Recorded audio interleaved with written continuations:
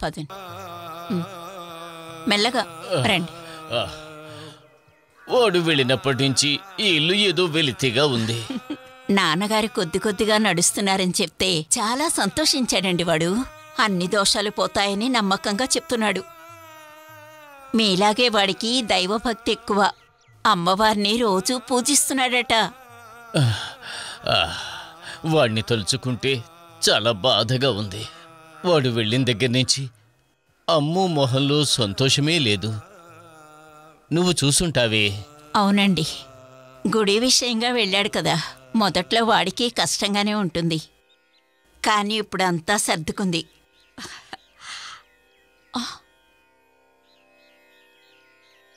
అరేరే, వాడు వచ్చేశాడు.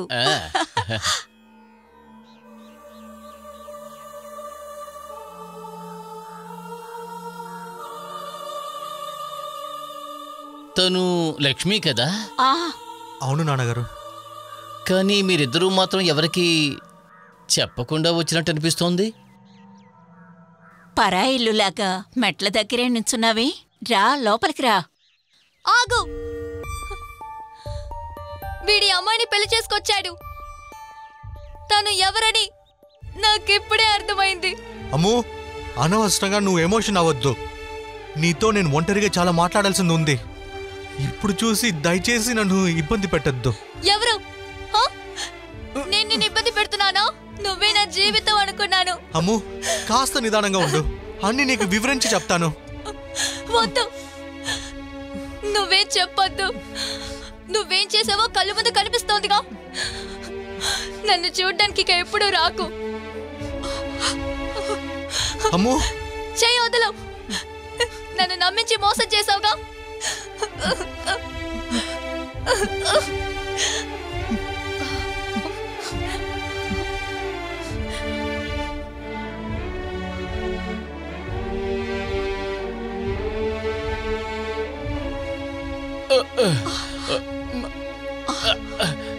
నేను నిలబడలేకపోతున్నాను. నాన్నగారు, నేను చెప్పేది కాస్త వినండి నాన్నగారు.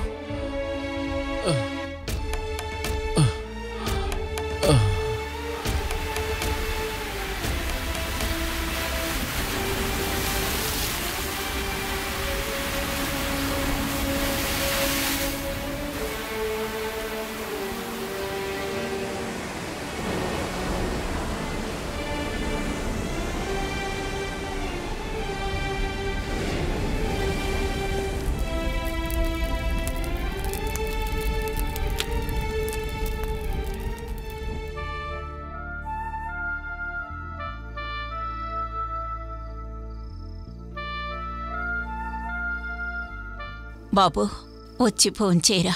వద్దమ్మా. ఎన్నాళ్ళని ఏడుస్తూ ఉంటావురా. నువ్వు అన్నం తిని 4 రోజులైంది. నాకేం ఆకలి వేయట్లేదమ్మా. అన్నిటికీ నేనే కదమ్మా కారణం. నానా, చెయ్యాల్సిందంతా చేసి ఇప్పుడు ఏడిస్తే లాభం. నేను అమ్ము దగ్గరికి వెళ్ళి చూశాను. తన పరిస్థితి చూస్తే బాధగా ఉంది. పాపం తట్టుకోలేకపోతోంది. అమ్మా, నేను తనకి పెళ్ళే చేసుకోదట, ఆశ్రమంలో చేరుతుందట. తన జీవితం అలా అవడానికి నువ్వేరా కారణం. ఇప్పటికైనా చెప్పు, అసలేం జరిగింది? నేను చెప్పడానికి ఏం లేదమ్మా. నేనేం మాట్లాడినా మీరు ఆ విషయాన్ని నమ్మరు. నేను పడుతున్న ఈ కష్టాన్ని వేరే ఎవరు పడకూడదు. నేను అందరికీ మంచిది చేయడానికి రామాయణంలో వస్తున్న హనుమంతుని కాను. నువ్వు ఎవరిని పెళ్లి చేసుకున్నా ఆ అమ్మాయి నా కూతురు లాంటిది. నాకు అందులో నమ్మకం ఉందమ్మా. నేను మొక్కుతున్న ఆ భగవతి అమ్మవారు నాకు ఎలాంటి కష్టాలు రాకుండా చూసుకుంటది.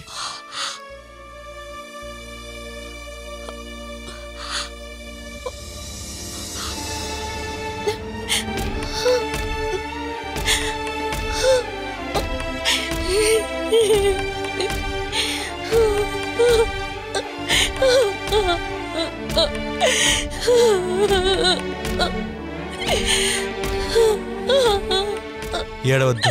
ఇలాంటి సమయంలో నువ్వు ఏడుస్తే అది మనిద్దరికి మంచిది కాదు. అన్నిటికీ నేనే కదా కారణం. అలాంటిదేం లేదు. నువ్వు దేని గురించి బాధపడద్దు.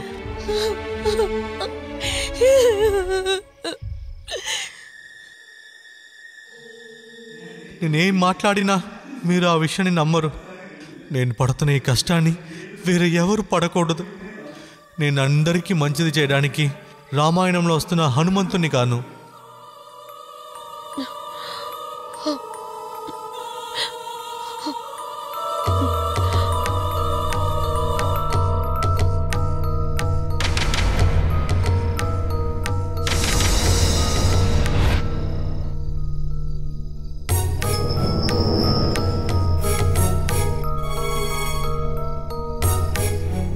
లక్ష్మి, చావాలని నిర్ణయించుకున్నావా?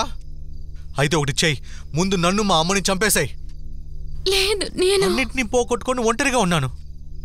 నేనే కదా కారణం. మీ అమ్మ నాన్న ఇలా ఉండడానికి.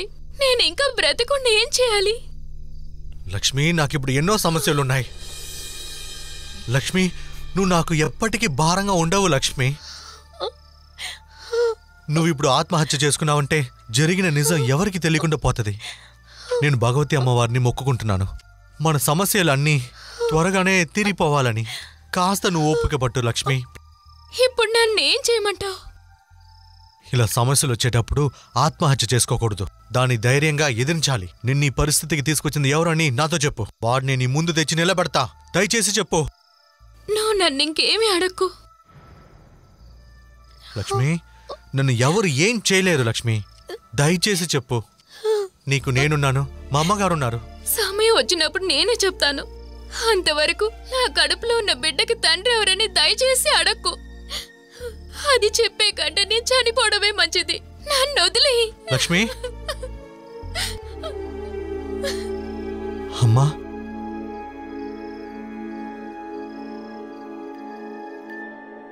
ఈ డాక్యుమెంట్స్ ప్రకారం చూస్తే 5 ఎకరాల 70 సెంట్లు ఉన్నట్టుంది. అది 2గా విభజిస్తే చాలా బాగుంటుంది.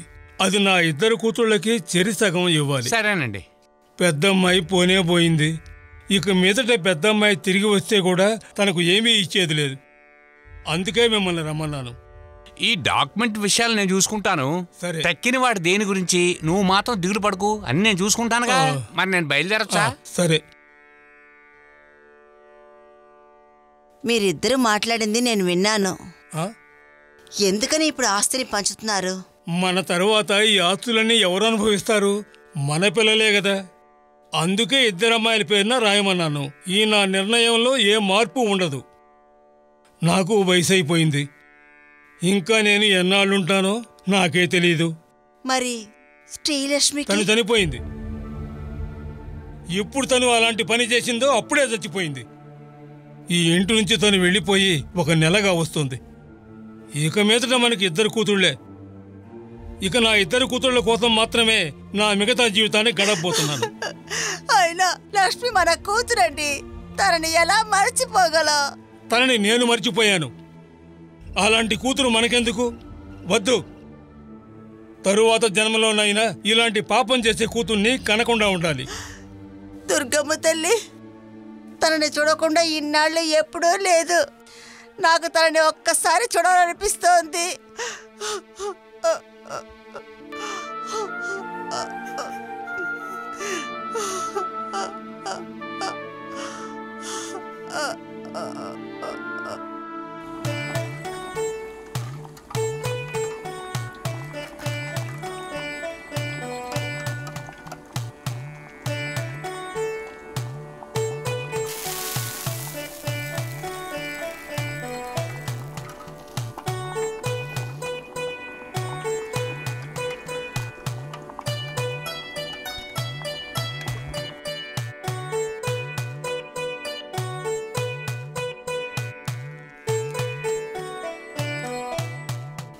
కాస్త ఓచుకో తల్లి, మనం త్వరగా వెళ్ళాలిరా.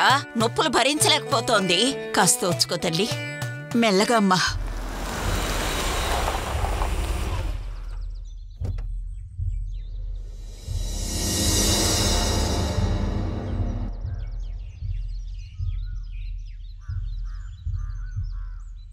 నమస్కారం. నమస్కారం సార్. రండి, లోపలికి రండి సార్. రండి సార్. రండి సార్, రండి. ఇటువంటి చోటులో రిసార్టు కట్టాలని నాకు ఎప్పటినుంచో కోరిక.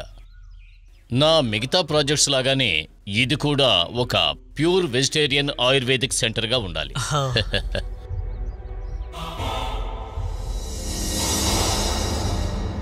సరే, ఈ ఇల్లు కట్టి ఎంతకాలం అయి ఉంటుంది? 150 సంవత్సరాలు అయి ఉంటుంది. అవుట్ హౌస్ ఉందా? ఉంది సార్, పక్కనే ఉంది.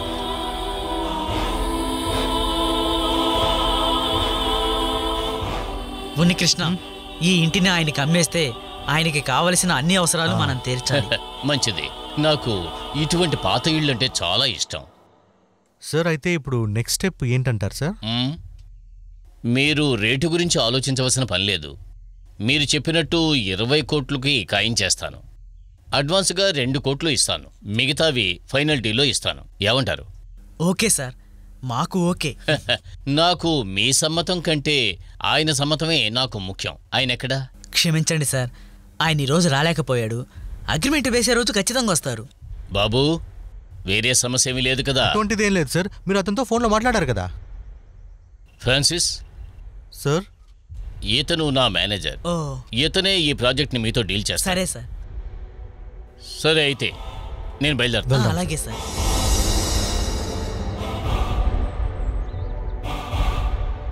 ఏరా బద్రి, ఎవరు వీళ్ళు? మామయ్య, ఇతనే జోన్ థామస్. మన ఇల్లు కొనడానికి వచ్చారు. ఇల్లు కొనబోతున్నారా? కానీ అవును మామయ్య, మేము ఇల్లు అమ్మబోతున్నాం. ఇల్లు అమ్మబోతున్న విషయాన్ని ఆ రోజే అందరి ముందు చెప్పాం కదా. ఇల్లు అమ్మబోతున్నారా? నేను ఒప్పుకోను. తరతరాలుగా ఈ ఇంట్లో మేము ఎన్నో పూజలు చేశాము. ఇది ఇవ్వడానికి వీల్లేదు. ఏమిటండి, ఏదైనా సమస్య?